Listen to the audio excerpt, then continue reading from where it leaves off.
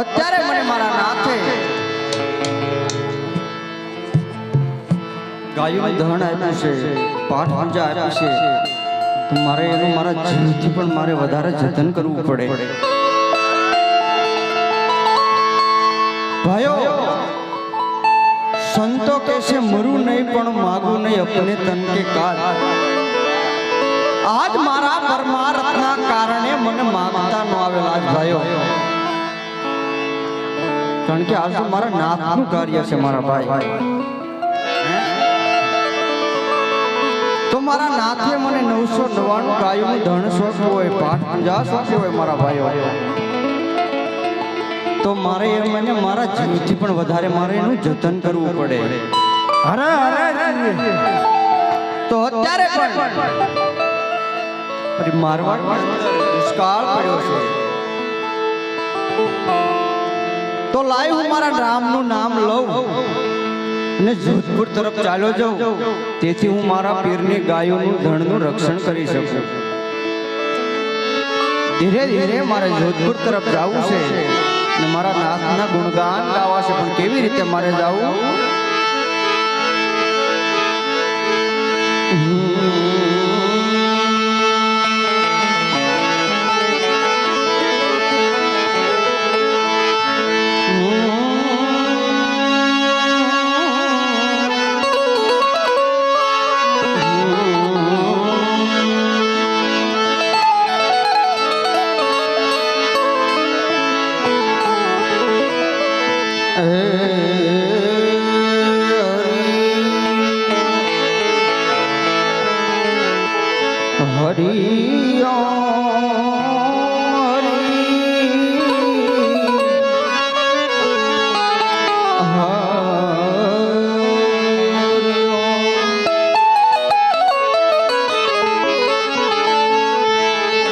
નામ સમવડ કોઈ નહીં, એ જપતપતિ રથયો.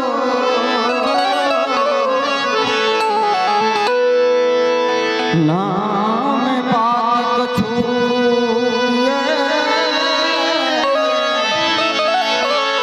નામે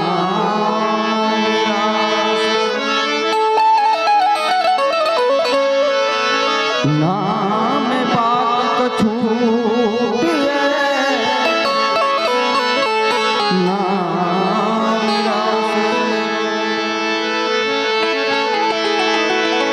આવી રીતે મારે જોધપુર તરફ ચાલી જવું છે અને મારા પીરના ગુણગાન ગાવા. પણ કેવા? આવો ભક્તિનો માર્ગ રે,